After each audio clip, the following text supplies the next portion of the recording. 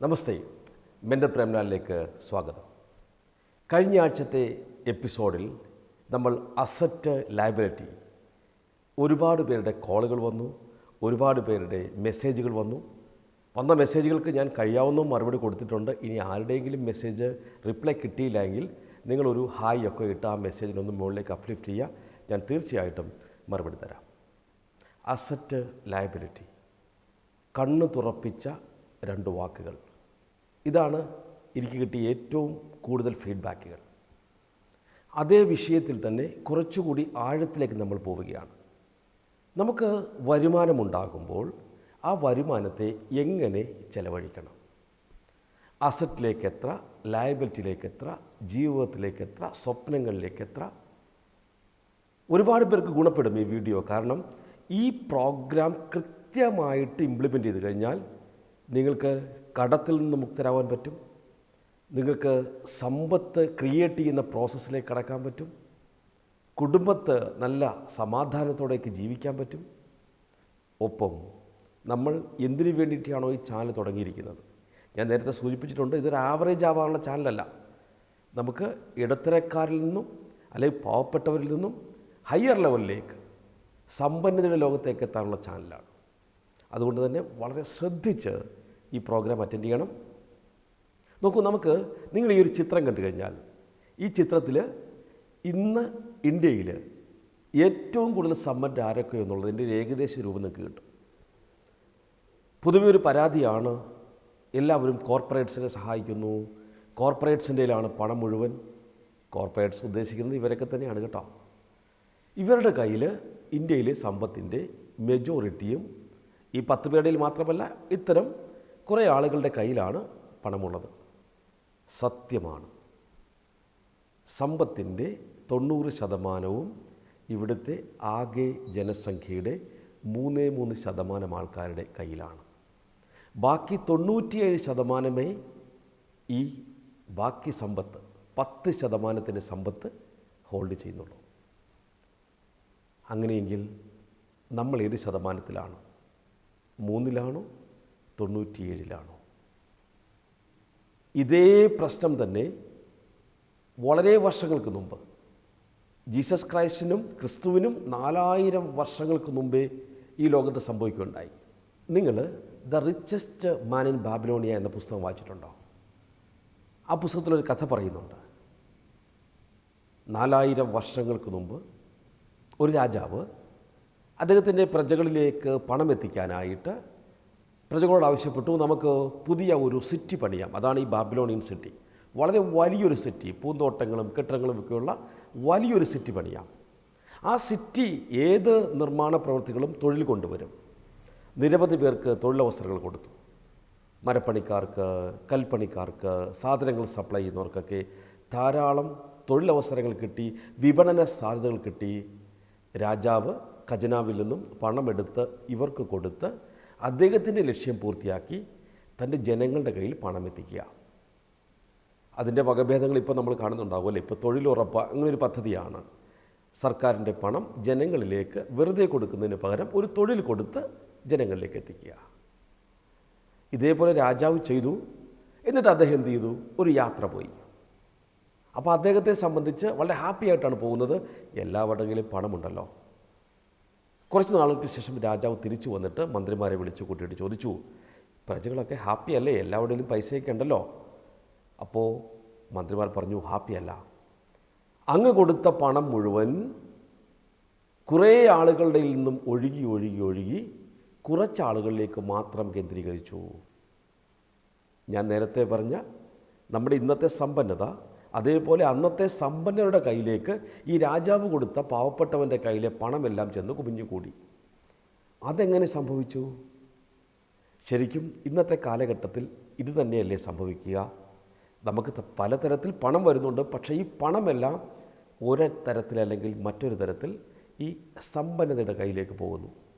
അപ്പോൾ കാലഘട്ടം ഇത്ര മാറിയിട്ടും 6000 വർഷം കഴിഞ്ഞിട്ടും ഈ ക്യാഷ് ഫ്ലോ സിസ്റ്റം മാറിയിട്ടില്ല. ഇവിടെയാണ് നമ്മളുടെ ഈ പ്രോഗ്രാമിൻ്റെ പ്രസക്തി. എന്തുകൊണ്ട് അങ്ങനെ മാറുന്നില്ല എന്ന് ചോദിച്ചു കഴിഞ്ഞാൽ, അകത്തെ പ്രോഗ്രാം ഇന്നും അന്നും ഒരേപോലെ. ഇടത്തരക്കാരൻ്റെയും പാവപ്പെട്ടവൻ്റെയും. അതുകൊണ്ടാണ് ഞാൻ പറയുന്നത് മാറ്റം വരുത്തേണ്ടത് ഈ പ്രോഗ്രാമിലാണ്. രാജാവ് കൺഫ്യൂഷനായി. ഇനി എന്താണ് വഴി? വീണ്ടും പണം കൊടുത്താലോ? വീണ്ടും ഇത് തന്നെ സംഭവിക്കുമല്ലോ. നമ്മൾക്കും അത് അനുഭവമില്ലേ? ചില ആളുകൾ പെട്ടെന്ന് കുറേ കടമൊക്കെ വരുത്തി വെക്കുന്നു, ആരെങ്കിലും അദ്ദേഹത്തെ സഹായിച്ച് കടം വീട്ടുന്നു. പക്ഷേ കുറച്ച് നാൾ കഴിയുമ്പോൾ വീണ്ടും അതേ അവസ്ഥയിലേക്ക് തന്നെ പോകുന്നുണ്ടാവും. ഇപ്പോൾ നിങ്ങൾക്ക് എൻ്റെ കാരണം മനസ്സിലാവുന്നുണ്ട്. അകത്തെ പ്രോഗ്രാം മാറാതെ പുറത്ത് നിങ്ങൾ എത്ര സഹായിച്ചാലും അദ്ദേഹത്തിൻ്റെ കയ്യിൽ നിന്നും ആ പണം ഒഴുകിപ്പോയിക്കൊണ്ടിരിക്കും. ഇവിടെ ഞാനൊരു ഫോർമുല പറയാൻ പോവാണ്. ഈ ഫോർമുല ഞാൻ എടുത്തിരിക്കുന്നതും ഇതേ രാജാവിൻ്റെ രാജസദസ്സിൽ നിന്നാണ്. രാജാവിന് പ്രജകളെ സഹായിക്കാൻ അതിയായ താല്പര്യം തോന്നി. ഇവരെ സഹായിക്കാൻ ആർക്കാണ് പറ്റുക? ആരാണോ ഇവരുടെ കയ്യിൽ നിന്നും പണം വാങ്ങിയിട്ടുള്ളത്, പണം ശേഖരിച്ചിട്ടുള്ളത്, അവരിൽ ഒരാളോട് ചോദിച്ചു കഴിഞ്ഞാൽ അതിൽ നല്ല മനസ്സുള്ള ആരെങ്കിലും ഉണ്ടെങ്കിൽ, ഇപ്പോൾ ഉദാഹരണത്തിന് ഇന്നത്തെ കാലഘട്ടത്തിലാണെങ്കിൽ ഞാൻ പ്രിഫർ ചെയ്യുന്നത് ടാറ്റയാണ്. കാരണം അദ്ദേഹത്തിന് നല്ല മനസ്സുണ്ട്, രാജ്യ പുരോഗതിയിൽ നിർണായകമായ പങ്ക് വഹിച്ചിട്ടുണ്ട്, സമ്പത്തുമുണ്ട്. അപ്പോൾ അന്നത്തെ ഒരു ടാറ്റയെന്ന് കരുതുക. അന്നത്തെ കഥാപാത്രത്തിൻ്റെ പേര് അർക്കാദ് എന്നാണ്. അതീവ സമ്പന്നൻ. അർക്കാദിനെ വിളിച്ച് രാജാവ് കാര്യം പറഞ്ഞു. എൻ്റെ പ്രജകൾക്ക് ഇങ്ങനെ പ്രശ്നങ്ങളുണ്ട്, സമ്പത്ത് നിങ്ങളുടെ കയ്യിലേക്ക് വരുന്നു, ഈ സമ്പത്ത് അവരുടെ കയ്യിൽ തന്നെ നിൽക്കാനും അവർക്കും സമ്പന്നനാവാനും എന്താണ് വഴി? അർക്കാദ് പറഞ്ഞു, ഞാൻ സഹായിക്കാം, ഞാൻ അവരോട് പറയാം, പക്ഷേ അവർക്കത് മനസ്സിലാകും എന്ന് അങ്ങ് ധരിക്കരുത്. കാരണം നിലവിലെ അവരുടെ പ്രോഗ്രാം നേരെ ഓപ്പോസിറ്റ് ആയതുകൊണ്ട് ഞാൻ പറയുന്ന കാര്യങ്ങളെ പലതും അവർ നെഗറ്റീവ് അർത്ഥത്തിലെടുക്കും, അല്ലെങ്കിൽ സ്വീകരിക്കാൻ തയ്യാറാവില്ല. ഇപ്പം നമ്മുടെ ചാനലിൻ്റെ ഉള്ളടക്കം കണ്ടുകൊണ്ട് ചില ആളുകളെങ്കിലും വന്ന് നെഗറ്റീവ് കമൻറ്റുകൾ ഇടാറുണ്ട്. അതൊന്നും നെഗറ്റീവ് കമൻ്റ് അല്ല കേട്ടോ, കാരണം അതെല്ലാം നിങ്ങളുടെ ബോധ്യത്തിൽ നിന്നുള്ള നിങ്ങളുടെ ശരികളാണ്. അതുകൊണ്ട് തന്നെ അത് ശരിയാണ്. ഇവിടെ അർക്കാദ് പ്രജകളെ വിളിച്ചു കൂട്ടി. എന്നിട്ട് അദ്ദേഹം അതിൻ്റെ പാഠങ്ങൾ പറഞ്ഞു തന്നു. അപ്പോൾ അതിൽ നിന്നും നമുക്ക് ഇന്നത്തെ കാലഘട്ടത്തിൽ അതെങ്ങനെ കൺവെർട്ട് ചെയ്യാം എന്നൊരാശയം എടുത്തിട്ടാണ് ഞാൻ ഈ ഫോർമുല അവതരിപ്പിക്കുക. അദ്ദേഹം പറഞ്ഞ ആദ്യത്തെ സംഗതിയാണ് ഈ എപ്പിസോഡിലുണ്ടാവുക. ബാക്കി നമുക്ക് തുടർ എപ്പിസോഡുകൾ പഠിക്കാം. അദ്ദേഹം പറഞ്ഞെന്താണെന്നറിയോ? നിങ്ങൾക്കുള്ളത് ആദ്യമേ മാറ്റുക. നാം പലപ്പോഴും എങ്ങനെയാണ് സമ്പാദിക്കുക, അല്ലെ സമ്പാദിക്കാൻ ശ്രമിക്കുന്ന പണം എപ്പോഴാണ് നമ്മൾ ശ്രദ്ധിക്കുക? നമ്മുടെ എല്ലാ ആവശ്യങ്ങളും കഴിഞ്ഞ് മിച്ചമുള്ള പണത്തിൽ നിന്നാണ് പലപ്പോഴും നമ്മൾ എന്ത് ചെയ്യുക? സമ്പാദിക്കാൻ നോക്കുക. ഞാൻ ഈ പറഞ്ഞ ഈ വാചകം തന്നെ നിങ്ങളുടെ പലരുടെയും നെറ്റി ചൊളിക്കും. ഇപ്പം തന്നെ ജീവിക്കാൻ പൈസയില്ല, ഇപ്പം തന്നെ ജീവിക്കാൻ പൈസ ഇല്ലാത്തപ്പോൾ ആ കിട്ടുന്ന പൈസയ്ക്കകത്ത് ആദ്യമേ ഒരു വിഹിതം വെട്ടിമാറ്റിയാൽ പിന്നെ എങ്ങനെ കാര്യങ്ങൾ നടക്കും? കാര്യങ്ങൾ നടന്നുകൊള്ളും. ഇതിൽ നിങ്ങൾ എംപ്ലോയീസ് ഉണ്ടെങ്കിൽ, പ്രത്യേകിച്ച് ഗവൺമെൻറ് എംപ്ലോയീസ് ഉണ്ടെങ്കിൽ ഒരു കാര്യം മനസ്സിലാവുന്നുണ്ടാവും. നമ്മൾക്ക് ശമ്പളം ഒരു നിശ്ചിത രൂപത്തിൽ പോയിക്കൊണ്ടിരിക്കുകയായിരിക്കും. അപ്പോഴാണ് ഗവൺമെൻറ് ശമ്പള വർധനവോ അരിയറോ ഒക്കെ പ്രഖ്യാപിക്കുന്നത്. അപ്പോൾ നമ്മൾ കരുതും, ഇനിയുള്ള പൈസ മിച്ചം പിടിക്കാം. പക്ഷെ നടക്കുമോ? നടക്കാറില്ല. കാരണം കൂടുതൽ പൈസ വന്നു കഴിയുമ്പോൾ അതിനാനുപാതികമായ രീതിയിലുള്ള ചിലവുകൾ നമുക്ക് വർദ്ധിക്കുന്നുണ്ടാവും. അപ്പോൾ ഇതിൽ നിന്നും അല്പം കുറഞ്ഞാലും ഒന്നും സംഭവിക്കാനില്ല. വിശ്വസിക്കൂ, അർക്കാദ് അവരോട് പറഞ്ഞു. ഞാനിപ്പോൾ നിങ്ങളോടും പറയുന്നു, വിശ്വസിക്കൂ. അന്ന് അതിൻ്റെ രൂപം ഗോൾഡായിരുന്നു. അപ്പോൾ അദ്ദേഹം പറഞ്ഞെന്താണെന്നറിയോ? നിങ്ങൾക്ക് 10 ഗോൾഡ് കയ്യിൽ കിട്ടുന്നുണ്ടെങ്കിൽ നിങ്ങളൊരു സഞ്ചിക്കകത്തേക്ക് അതിടുക. ഒരിക്കലും അതിനകത്തുനിന്ന് 10 തിരിച്ചെടുക്കരുത്, 9 എണ്ണം മാത്രമേ തിരിച്ചെടുക്കാവൂ. ഞാൻ നിങ്ങളോട് പറയുന്ന ഒരു മുട്ടയായിട്ട് സങ്കല്പിക്കുക. നിങ്ങൾക്ക് 10 മുട്ടയാണ് ഈ മാസത്തെ വരുമാനമെങ്കിൽ ആ 10 മുട്ട നമ്മുടെ ക്യാഷ് ബാഗ് ഉണ്ടല്ലോ, നമ്മുടെ പെട്ടി ഉണ്ടല്ലോ, അല്ലെങ്കിൽ നമ്മുടെ കൊട്ടയുണ്ടല്ലോ, ആ കൊട്ടയ്ക്കകത്തിട്ടിട്ട് നിങ്ങൾ 9 മുട്ട മാത്രം തിരിച്ചെടുക്കുക. അപ്പോഴെന്താണ് സംഭവിക്കുക? ഈ 10 മുട്ടയിൽ നിന്ന് നിങ്ങൾ 9 മുട്ട മാത്രം എടുക്കുന്നു. ഓരോ തവണയും ഓരോ മുട്ട അതിൽ അവശേഷിക്കുന്നു. അങ്ങനെയെങ്കിൽ 10 തവണ ചെയ്ത് കഴിയുമ്പോൾ അതിൽ 10 മുട്ടകളുണ്ടാവും. നമ്മുടെ പ്രശ്നങ്ങളിലൊന്ന് മൂലധനമില്ല എന്നാണോ? അല്ലെങ്കിൽ നമുക്കൊന്നുമില്ല എന്നുള്ളതാണോ? ഇവിടെ നിങ്ങൾക്ക് ഇപ്പോൾ ഒരു പണക്കിഴി സ്വന്തമായിട്ടുണ്ട്. നിങ്ങളുടെ വരുമാനം എത്ര ചെറുതാണെങ്കിലും അതിൽ നിന്നും അതിൻ്റെ 10%, ശ്രദ്ധിക്കണേ, നിങ്ങളുടെ വരുമാനത്തിൻ്റെ 10% നിങ്ങൾക്കായി മാറ്റിവെക്കുക ദീർഘകാലത്തേക്ക്. അത് തുടരുത് കേട്ടോ. ഈ മുട്ട എന്ത് ചെയ്യണമെന്ന് ഞാൻ പിന്നീടുള്ള ദിവസങ്ങളിൽ പറഞ്ഞു തരാം. ഈ മുട്ട കൊണ്ട് നമുക്ക് ഒരുപാട് കാര്യങ്ങൾ ചെയ്യാനുണ്ട്.